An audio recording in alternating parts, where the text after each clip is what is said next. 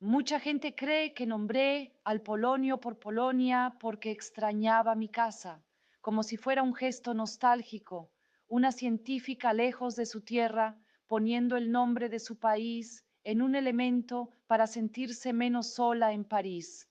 Es una historia bonita y es la mitad menos interesante de lo que realmente ocurrió. Lo que hay detrás de ese nombre tiene que ver con política, con injusticia, con una decisión completamente deliberada de usar la ciencia, la tabla periódica de todas las cosas, como acto de resistencia contra algo que ningún laboratorio puede resolver por sí solo. En 1898, Polonia no existía en ningún mapa del mundo, ninguno, y yo decidí ponerla en el único mapa que ningún gobierno, ningún ejército, ningún tratado político podría borrar jamás. Déjame explicarte qué significa eso, porque para entenderlo necesitas entender primero lo que era Polonia cuando yo nací. El año es 1795. Tres imperios, Rusia, Prusia y Austria, se sientan alrededor de un mapa y dividen Polonia entre ellos, no como consecuencia de una guerra que Polonia perdió, como una decisión administrativa entre potencias que decidieron que ese territorio era más útil repartido que unido. Polonia desaparece del mapa político, no hay Estado polaco, no hay gobierno polaco, no hay pasaportes polacos. Si eras polaco, no existías oficialmente como ciudadano de ningún lugar que llevara ese nombre. Y así siguió durante más de 100 años. Yo nací en Varsovia en 1867, pero según los mapas de la época, no nací en Polonia, nací en la provincia del Vístula, un nombre en ruso para una tierra polaca impuesto por el imperio que la controlaba. Hablar polaco en público era un acto de rebeldía. Enseñar historia polaca en las escuelas estaba prohibido. El sistema educativo oficial existía para producir súbditos del imperio ruso, no ciudadanos polacos. Mi padre era profesor de física y matemáticas. Enseñaba en Varsovia, pero el currículo oficial estaba en ruso, bajo supervisión rusa, diseñado para borrar lo que éramos. Lo que hacía mi padre fuera de ese currículo, las conversaciones en casa, las lecturas, la insistencia en que Polonia era real aunque no estuviera en ningún mapa. Eso era resistencia, pequeña, doméstica, constante. Crecí sabiendo que mi identidad era algo que el mundo oficial decía que no existía, y eso te hace una de dos cosas. O te convences de que el mundo oficial tiene razón, o decides que el mundo oficial está equivocado y que algún día vas a demostrarlo. Yo tenía claro desde joven qué camino iba a tomar, pero primero había que llegar a algún lugar donde pudiera estudiar. Las universidades en Varsovia no admitían mujeres. Eso no era una política extraordinaria, era lo normal en casi toda Europa en ese momento. Mi hermana mayor, Bronya, quería estudiar medicina. Yo quería estudiar ciencias. Ninguna de las dos podía hacerlo en casa. Entonces hicimos un pacto, uno de esos acuerdos que solo funcionan cuando ambas personas están completamente comprometidas. Yo trabajaría primero como institutriz, cuidando niños en casas de familias adineradas en el campo, lejos de Varsovia, ganando dinero que enviaría a París para pagar los estudios de Bronya. Y cuando Bronya terminara y empezara a trabajar como médica, me devolvería el favor, pagaría mis estudios mientras yo iba a París. Eso es lo que hicimos. Durante años, trabajé como institutriz desde los 17 hasta los 24. Vivía en casas que no eran mías, cuidando a hijos de otras familias, estudiando sola por las noches con los libros que conseguía, aprendiendo matemáticas y física de manera autodidacta porque no había otra opción. Y cuando finalmente llegué a París, cuando finalmente pude entrar a la Sorbona, una de las mejores universidades del mundo, tenía 24 años. Hablaba francés con acento, no tenía dinero. Vivía en un cuarto sin calefacción, tan pequeño que en invierno el agua se congelaba dentro. No me quejo, Lo haría de nuevo, pero quiero que entiendas el contexto, que sepas que cada cosa que construí, la construí 2 veces más difícil que cualquier hombre en mi posición. Una vez por ser mujer, una vez por ser polaca, en un mundo que no reconocía que Polonia existía. Eso lo llevaba conmigo cuando entré al laboratorio, y en 1897 algo en los datos no cuadraba.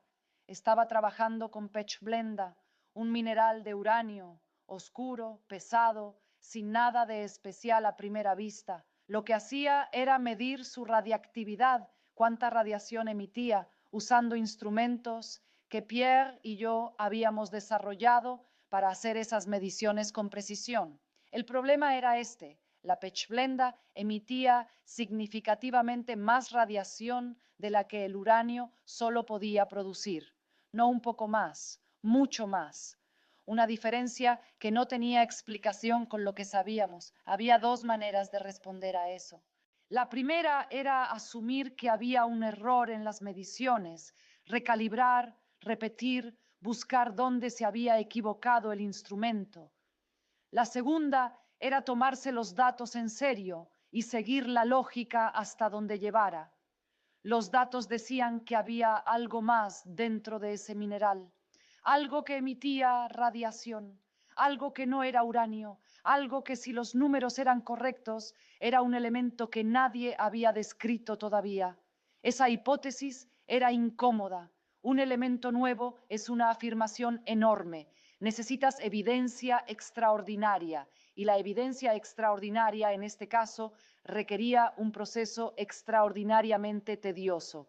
Pechblenda, toneladas de pechblenda, hirviendo en ácidos, filtrando, precipitando, reduciendo, separando fracción por fracción, midiendo la radiactividad de cada fracción para ver en cuál se concentraba la señal. Semanas, meses. El cobertizo donde trabajábamos no tenía ventilación adecuada, no tenía calefacción en invierno, y en verano el calor era insoportable. El piso era de tierra, el techo tenía goteras. Lo que buscábamos era invisible, una cantidad tan pequeña que no podrías verla, pesarla fácilmente ni tocarla, solo detectarla a través de la radiación que emitía. Y la encontramos: el espectroscopio, un instrumento que analiza la luz emitida por un elemento cuando se calienta. Mostraba líneas que no correspondían a ningún elemento conocido. No era uranio, no era torio, no era ningún elemento que estuviera en la tabla periódica de Mendeleev. Era algo nuevo. Ese momento, cuando los números no mienten y sabes que estás viendo algo que ningún ser humano ha visto antes. No tengo palabras completamente adecuadas para describirlo. No es solo emoción, es una especie de responsabilidad que cae sobre ti de repente, porque ahora tienes que nombrarlo, y el nombre que elijas va a durar. Aquí es donde mucha gente asume que tomé una decisión sentimental. No lo fue.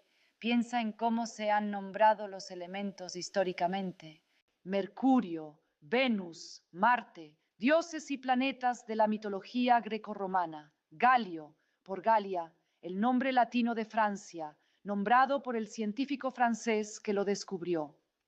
Germanio, por Germania, nombrado por un científico alemán. Escandio, por Escandinavia. Los nombres de los elementos no son neutrales, son un registro de quién tuvo acceso a la ciencia, de dónde venían, de qué consideraban suficientemente importante como para escribirlo en la tabla periódica permanentemente. Yo tenía opciones. Podría haber nombrado el elemento por París, la ciudad donde vivía, donde trabajaba, que me había dado la oportunidad que Varsovia no pudo darme. Podría haberlo nombrado por Pierre, mi esposo y colaborador. Podría haberlo nombrado por el laboratorio, por la universidad, por cualquier cosa. Elegí Polonia, deliberadamente, públicamente. En un artículo científico presentado en julio de 1898 ante la Academia de Ciencias de París, una de las instituciones científicas más importantes del mundo, leída por investigadores en Berlín, en Londres, en San Petersburgo, en Nueva York.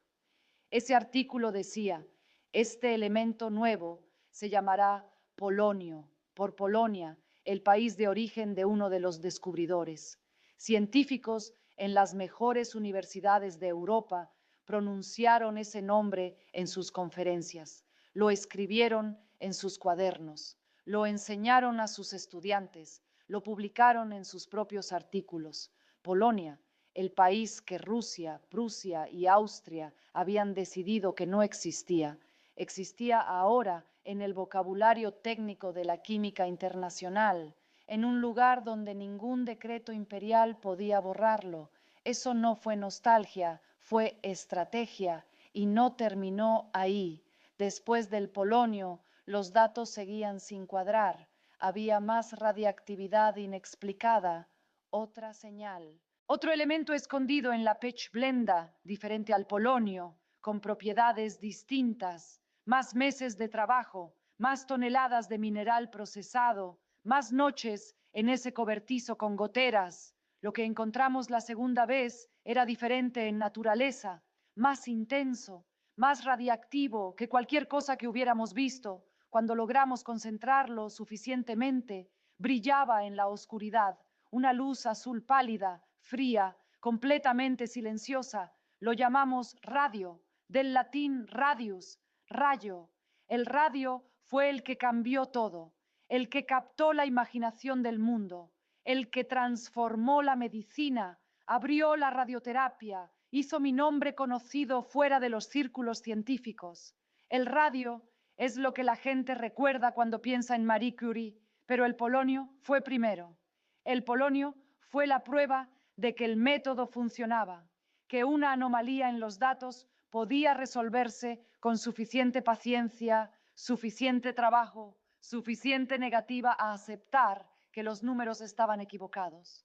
Sin el polonio no habría habido radio. El primer paso siempre es invisible desde afuera, siempre. 20 años después de que publiqué ese artículo, en 1918, Polonia recuperó su independencia. El fin de la Primera Guerra Mundial reorganizó el mapa de Europa y Polonia apareció de nuevo como Estado soberano después de 123 años de ausencia. Yo viví para verlo, viví para ver a mi país libre, viví para ver la decisión que tomé en 1898, convertida en un hecho permanente de la química. El nombre polonio impreso en libros de texto, pronunciado en laboratorios, escrito en la tabla periódica que colgaba en las paredes de escuelas en todo el mundo. El polonio 210, el isótopo más conocido, tiene una vida media de 138 días. En menos de 5 meses, la mitad de cualquier muestra se habrá desintegrado. En términos nucleares, es fugaz, pero el nombre polonio no tiene vida media, tiene la vida media del conocimiento humano. Mientras exista la química, mientras haya alguien que estudie la tabla periódica, mientras haya un laboratorio en cualquier parte del mundo, ese nombre va a estar ahí. Le puse el nombre de mi país a algo que dura más que cualquier gobierno, más que cualquier frontera, más que cualquier tratado firmado por imperios que ya no existen. Ahora quiero decirte algo que voy más allá de mi historia personal, algo que me parece lo más importante de todo esto y que raramente se dice claramente. La tabla periódica no es solo un catálogo de elementos, es también un registro histórico, un archivo de quién tuvo acceso a la ciencia, quién pudo estar en un laboratorio, quién pudo publicar, quién fue tomado en serio cuando presentó sus resultados. Mira los nombres de los elementos y verás un patrón, la mayoría nombrados por europeos, la mayoría por hombres. La mayoría del siglo XIX y principios del XX, el periodo en que la ciencia moderna se formalizó como institución, con sus universidades, sus academias, sus journals. No porque solo los europeos fueran capaces de descubrir cosas, sino porque el sistema que determinaba quién podía hacer ciencia, quién tenía acceso a los instrumentos, quién podía publicar y ser citado, ese sistema era profundamente restrictivo, tenía muros visibles e invisibles. Yo choqué con algunos de esos muros. Como mujer, No podía ser miembro de la Academia de Ciencias de Francia, aunque gané 2 premios Nobel. La primera vez que presenté mi trabajo ante la Academia fue Pierre quien lo presentó, porque yo no podía hacerlo directamente. Eso no fue hace 500 años, fue en 1898, y yo tuve suerte, si se puede llamar suerte a años de trabajo en condiciones miserables. Tuve acceso a París, tuve a Bronya, tuve a Pierre, tuve instrumentos, tuve la posibilidad de publicar. ¿Cuántas personas no tuvieron nada de eso? ¿Cuántos descubrimientos no ocurrieron porque quien podría haberlos hecho nunca llegó al laboratorio? ¿Cuántos elementos llevan nombres de lugares europeos porque científicos de otras partes del mundo no tuvieron acceso o tuvieron acceso pero no fueron reconocidos o fueron reconocidos pero mucho más tarde y en condiciones completamente distintas? No digo esto con amargura, lo digo con claridad. La ciencia es uno de los proyectos más extraordinarios que ha emprendido la humanidad. La búsqueda sistemática de entender cómo funciona el universo. Eso es genuinamente hermoso y también es genuinamente incompleto cuando solo ciertos tipos de personas pueden participar en él. La ciencia avanza, pero no avanza de manera uniforme, y los nombres que quedaron en la tabla periódica son también una historia de quién pudo estar en el laboratorio y quién no pudo. Nombré al Polonio por Polonia porque quería que existiera en un lugar donde nadie pudiera borrarlo. Quería que cada vez que un estudiante en cualquier parte del mundo abriera un libro de química y llegara al número 84 en la tabla periódica, pronunciara el nombre de mi país, sin saberlo, quizás, sin saber la historia detrás, pero pronunciándolo. Eso ocurrió, ocurre todavía, pero pienso a veces en todos los que nunca tuvieron esa oportunidad, en todas las voces que el sistema científico de su época no escuchó, no buscó, no dejó entrar, en todo lo que el mundo no descubrió, porque no dejó entrar a quien podría haberlo descubierto. Eso también es parte de la historia de la ciencia y es la parte más importante de recordar.